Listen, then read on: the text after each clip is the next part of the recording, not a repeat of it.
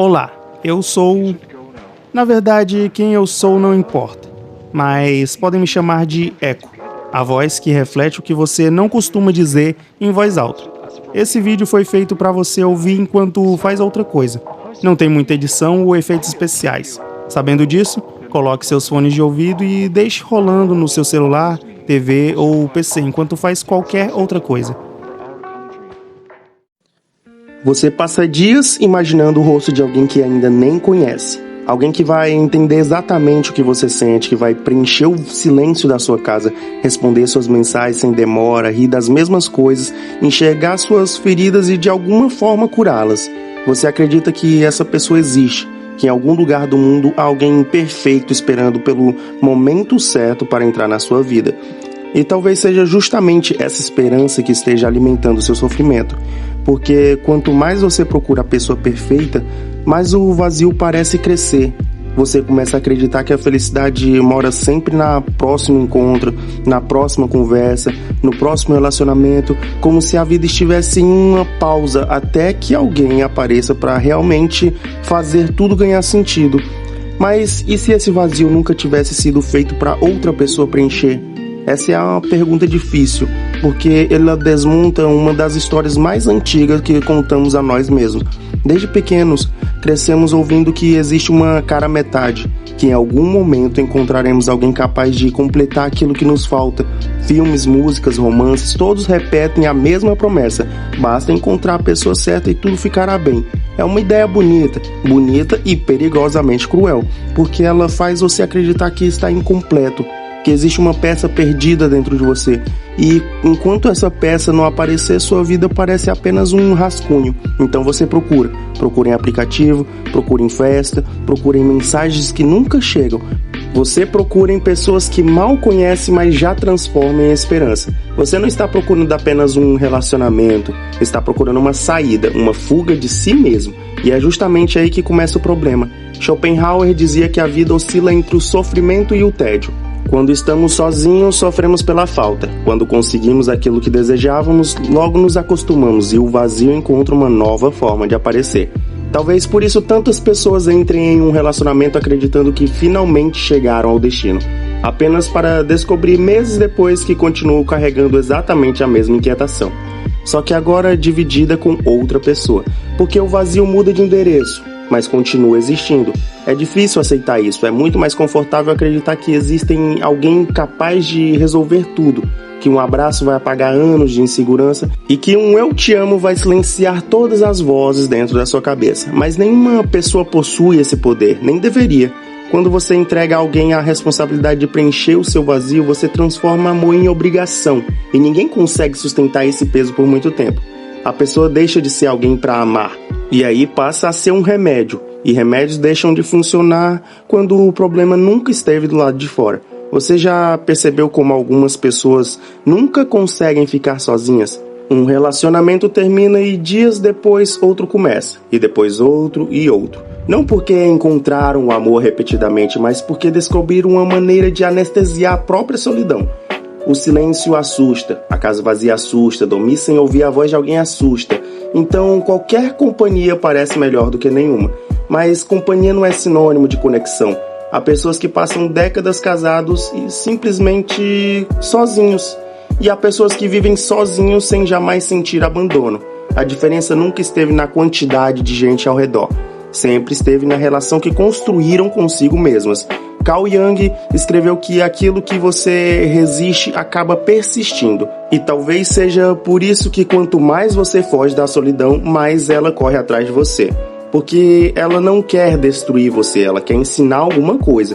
Mas nós fazemos exatamente o contrário. Ligamos a televisão para fazer barulho, pegamos o celular a cada 5 minutos e conversamos com quaisquer pessoas. Entramos em relacionamentos apressados, tudo para não ouvir o silêncio, porque o silêncio tem uma característica assustadora. Ele responde perguntas que você passou anos evitando fazer. Quem sou eu quando ninguém está comigo? O que sobra quando ninguém me valida? Será que eu realmente sinto falta daquela pessoa ou sinto falta apenas da sensação de não estar sozinho? E querendo ou não, essas perguntas machucam, mas também libertam. Porque talvez você nunca tenha sentido falta de alguém específico. Talvez tenha sentido falta de si mesmo. Isso muda tudo. Há uma diferença enorme entre querer compartilhar a vida e precisar desesperadamente que alguém carregue a sua vida. A primeira nasce do amor, a segunda nasce do medo. E o medo costuma escolher muito mal. É por isso que tantas pessoas ignoram sinais claros, aceitam migalhas de carinho, suportam desrespeito, perdão imperdoável, tudo porque acreditam que perder aquela pessoa seria pior do que continuar sofrendo do lado dela. Mas não é amor, é dependência, é o desespero de quem acredita que o vazio ficará ainda maior se o outro partir. Nietzsche costumava dizer que aquele que tem um porquê suporta quase qualquer como. Talvez o problema seja que você transformou outra pessoa no seu porquê, e quando isso acontece, toda a sua existência fica vulnerável, porque basta alguém ir embora para que o seu mundo inteiro desmorone. Nenhum ser humano deveria ter esse poder sobre você, e ainda assim entregamos esse poder todos os dias. Idealizamos pessoas, criamos versões perfeitas delas antes mesmo de conhecê-las, apaixonando-nos por possibilidades, não por realidade. Você olha para alguém e imagina como seria envelhecer ao lado dela, como seriam os domingos, as viagens, as conversas antes de dormir, os filhos, os cães, o futuro inteiro. Tudo isso antes mesmo de descobrir quem aquela pessoa realmente é. Não estamos apaixonados pela pessoa em questão, estamos apaixonados pela história que escrevemos usando o rosto dela. E quando a realidade aparece, ela quase nunca corresponde ao roteiro. Então nos frustramos e recomeçamos a busca, como alguém perdido no deserto que continua correndo atrás de miragens, sempre acreditando que a próxima será diferente, que a próxima finalmente será a pessoa perfeita. Mas existe um detalhe curioso: você nunca encontrará alguém perfeito, porque pessoas perfeitas não existem. E se existissem, provavelmente também não escolheriam alguém que espera delas a missão impossível de curar uma vida inteira. O amor verdadeiro talvez seja muito menos grandioso do que imaginamos. Ele não chega para preencher buraco. Ele chega quando dois seres humanos já conscientes das próprias fraquezas escolhem caminhar juntos sem transformar um ao outro em muleta. Só que chegar até esse ponto exige uma coragem que poucos têm. A coragem de permanecer sozinho por tempo suficiente para descobrir quem você é sem precisar do reflexo de outra pessoa. E talvez seja justamente isso que você tenha evitado durante todos esses anos. Porque buscar alguém é muito mais fácil do que encontrar a si mesmo. É mais confortável acreditar que a resposta está do lado de fora do que admitir que ela talvez sempre tenha estado dentro de você. Mas existe um paradoxo nisso tudo. Quanto mais você corre atrás de alguém para preencher o vazio, mais esse vazio controla as suas escolhas. Mais você aceita menos do que merece, mais você confunde intensidade com amor, mais você acredita que sofrer é uma prova de que encontrou a pessoa certa. E sem perceber, você começa a viver para encontrar alguém, em vez de viver para construir uma vida que vale a pena ser compartilhada. Talvez seja exatamente aí que tudo precise mudar. Porque então existe uma pergunta que você ainda não teve coragem de responder. Uma pergunta que pode desmontar toda a forma como você enxerga o amor, a solidão e até a si mesmo.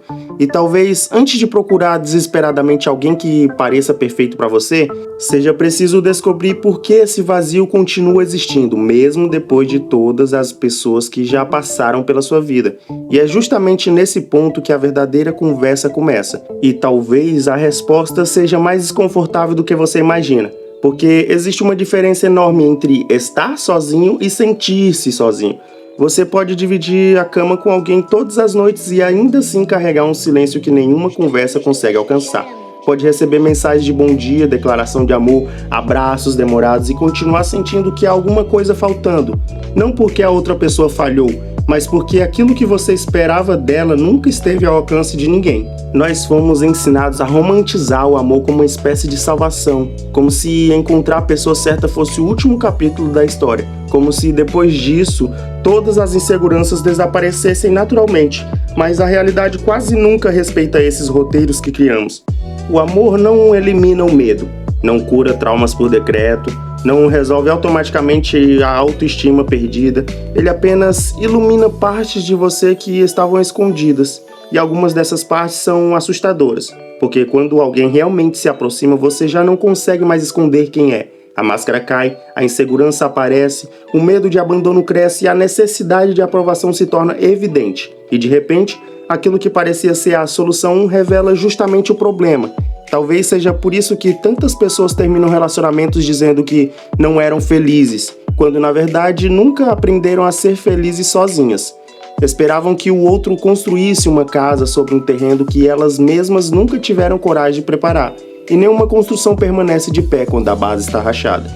Carl Jung dizia que aquilo que você não torna consciente acaba dirigindo sua vida, e você acaba chamando isso de destino. Talvez você chame de destino o fato de sempre encontrar pessoas indisponíveis. Talvez diga que o amor nunca dá certo pra mim. Talvez culpe o acaso, mas será que é mesmo o acaso? Ou será que existe um padrão invisível conduzindo suas escolhas? Pessoas feridas costumam reconhecer outras pessoas feridas. Não porque seja saudável, mas porque o sofrimento familiar parece mais seguro do que uma felicidade desconhecida. É estranho pensar nisso. Às vezes preferimos uma dor conhecida a uma paz que nunca experimentamos, porque a dor, por pior que seja, pelo menos parece previsível. Ela já faz parte da nossa identidade. E abandonar essa identidade assusta. Você passa tanto tempo dizendo pra si mesmo que precisa de alguém que um dia já não sabe mais quem seria sem essa necessidade. Ela se torna parte da sua personalidade, parte da sua história, parte da forma como você enxerga o mundo. Então acontece algo curioso. Você conhece alguém. Finalmente, a conversa flui, o coração acelera, os planos começam a surgir outra vez. Mas junto com eles surge também o medo. Medo de perder, medo de não ser suficiente, medo de que tudo acabe. Percebe a armadilha? Você ainda nem viveu o relacionamento e já está sofrendo pelo fim dele.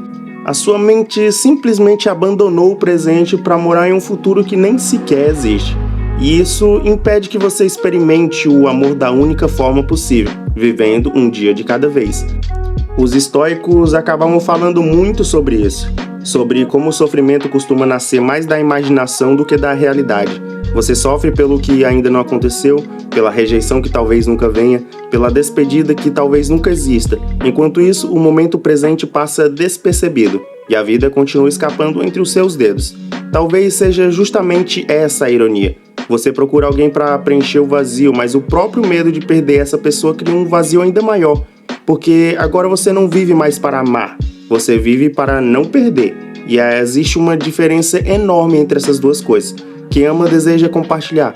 Quem teme perder deseja controlar. Controlar mensagens, controlar horários, controlar sentimentos, controlar o futuro. Mas o amor não sobrevive dentro de uma gaiola. Ele precisa de liberdade, assim como você. E talvez seja por isso que tantas relações acabam sufocadas. Não pela falta de amor, mas pelo excesso de medo. Schopenhauer acreditava que o ser humano está condenado a desejar constantemente. Quando conquista algo, logo deseja outra coisa. Talvez o amor também siga essa lógica. Você deseja encontrar alguém, depois deseja que essa pessoa nunca mude, depois deseja que ela te ame da forma exata que você imaginou. Depois deseja que o tempo pare e, sem perceber, deixa de enxergar quem está diante de você, porque está ocupado demais comparando a realidade com a fantasia. O amor nunca perde para outra pessoa, ele perde para expectativas impossíveis. E expectativas são cruéis, elas transformam seres humanos em personagens, exigem perfeição de quem também está tentando sobreviver, esperam maturidade absoluta de quem ainda está aprendendo, esperam respostas definitivas de quem também sente medo, mas ninguém consegue ser perfeito o tempo todo, e nem mesmo você. Talvez a pessoa perfeita que você procura nunca tenha existido, e isso não é uma tragédia, cara, é um alívio, porque significa que você também não precisa ser perfeito para ser amado. Precisa apenas ser verdadeiro. E a verdade é que você sente medo, sente falta, sente carência, sente vontade de dividir a vida com alguém. Não há vergonha nisso. O problema nunca foi desejar companhia. O problema é acreditar que sem ele você deixa de existir. Porque não deixa. Você continua sendo você antes, durante e depois de qualquer relacionamento. O amor deveria acrescentar, nunca substituir. E talvez seja justamente quando você compreende isso que algo muda silenciosamente. Você já não corre desesperadamente atrás de qualquer pessoa. Você aprende a esperar, não uma perfeição impossível, mas uma conexão verdadeira. Aprende que a solidão não é o sinônimo de fracasso, que passar um tempo consigo mesmo não é perder a vida, é prepará-la. Você começa a construir uma rotina que faz sentido, descobre prazeres que não dependem da aprovação de ninguém, volta a ouvir seus próprios pensamentos sem tentar abafá-los imediatamente. E aos poucos, aquele vazio que parecia um buraco sem fundo começa a mudar de forma. Talvez ele nunca desapareça completamente, porque existe um tipo de vazio que faz parte da condição humana. Um espaço que nos lembra que somos imperfeitos, que estamos em constante construção, que sempre haverá perguntas sem respostas. E isso não precisa ser visto como uma maldição, pode ser visto como aquilo que nos mantém vivos, porque quem acredita que já está completamente preenchido também deixou de crescer.